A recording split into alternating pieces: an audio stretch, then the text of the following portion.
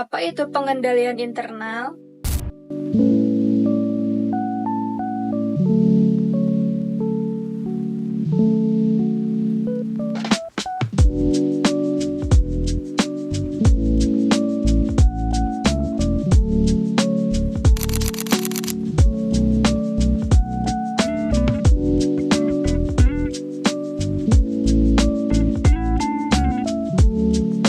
Kalau kata pepatah itu, tak kenal maka tak sayang. Maka dari itu, biar sayang, kami mau memperkenalkan diri kami dulu nih. Yang pertama ada, aku Tri Wulandari dengan NIM 3403220108. Yang kedua adalah, Halo, perkenalkan saya Dian Rita Risona dengan NIM 3403220095. dan yang ketiga adalah, halo perkenalkan nama saya Pipit Nuraini dengan NIM 3403220134. Pengendalian internal adalah proses yang dilakukan untuk mengawasi, mengarahkan, dan mengukur sumber daya manusia dan data perusahaan. Pengendalian internal ini dilakukan untuk membantu perusahaan mencapai tujuannya.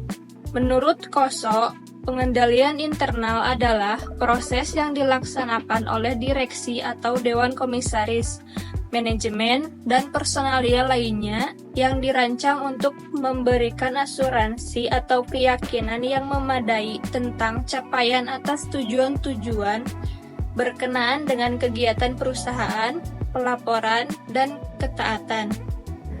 Koso adalah organisasi yang mengembangkan pedoman untuk manajemen risiko, pengendalian internal, dan pencegahan penipuan.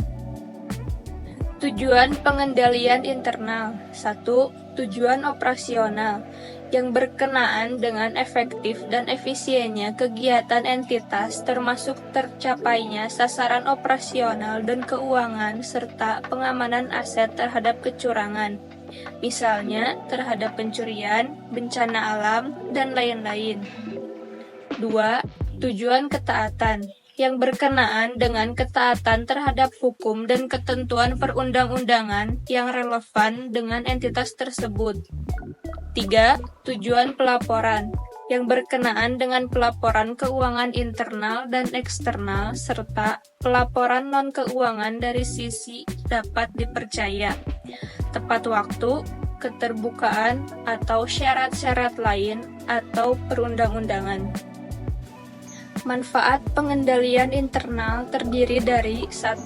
Mencegah dan menjaga hal-hal yang tidak diinginkan. 2. Melindungi aset perusahaan. 3. Membantu perusahaan mematuhi peraturan dan hukum. 4. Meningkatkan kinerja perusahaan. 5. Memperbaiki proses pengambilan keputusan. 6.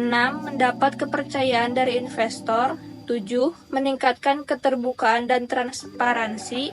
8. Mendorong budaya keamanan dan kepatuhan. Materi selanjutnya ada unsur-unsur sistem pengendalian internal.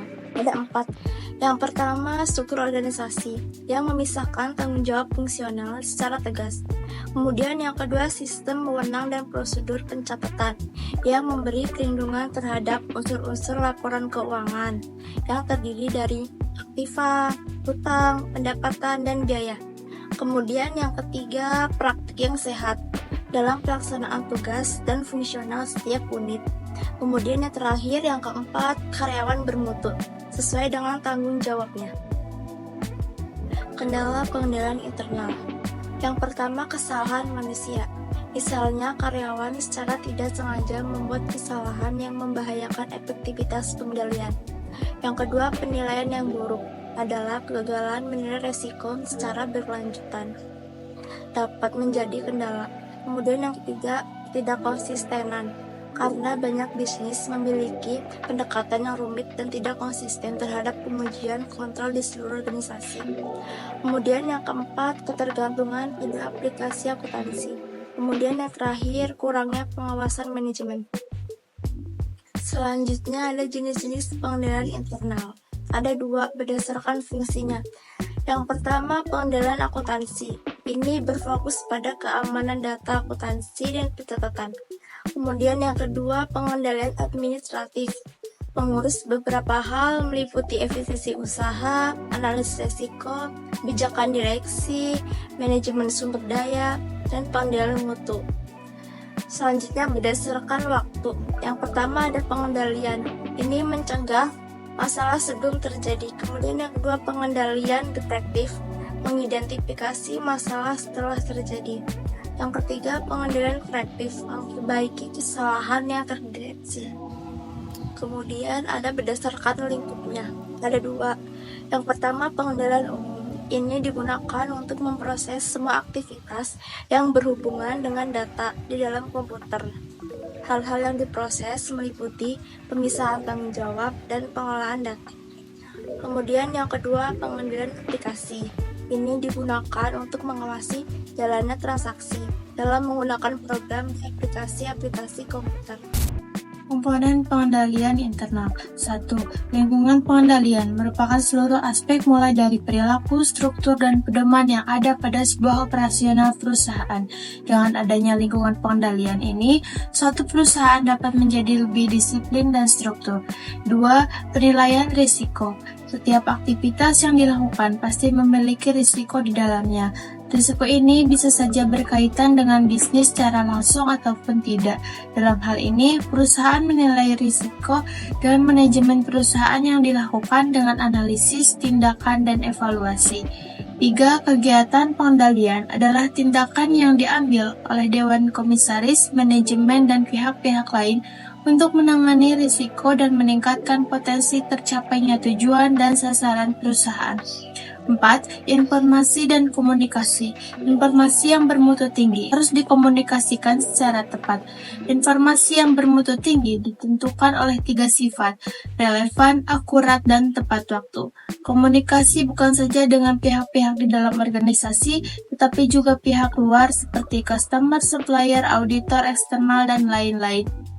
5. Pemantauan.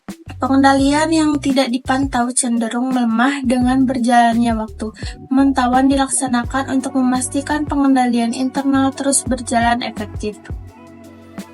Contoh pengendalian internal. Contoh ini diambil dari kasus toko yang buka selama 24 jam. Contoh pengendalian internalnya sebagai berikut. 1. Memasang kamera pengawas. 2. Memiliki sistem untuk mencatat kas otomatis untuk mempermudah pekerjaan. Kemudian, 3. Memiliki 2 karyawan yang bertugas bergantian dan 1 orang sebagai pencatat transaksi. 4. Menempatkan kasir di depan pintu masuk untuk mempermudah pelanggan melakukan transaksi. 5. Melakukan penyetoran kas langsung ke bank sebelum pergantian karyawan. 6. Setiap pergantian karyawan wajib dilakukan presensi. Kemudian yang terakhir, setiap barang yang keluar dan masuk dicatat ke dalam dokumen atau sistem data. Kesimpulan pengendalian internal. Dari pemaparan ini menunjukkan bahwa pengendalian internal adalah suatu sistem yang dirancang untuk melindungi aset organisasi, memastikan keakuratan dan kerahasiaan data akuntansi, serta mendorong efisiensi operasional. Komponen pengendalian internal yaitu lingkungan pengendalian, penilaian risiko, kegiatan pengendalian, informasi dan komunikasi, dan pemantauan.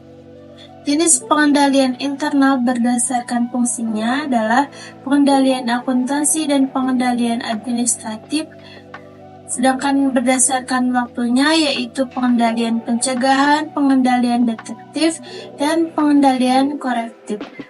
Berdasarkan lingkupnya adalah pengendalian umum dan pengendalian aplikasi.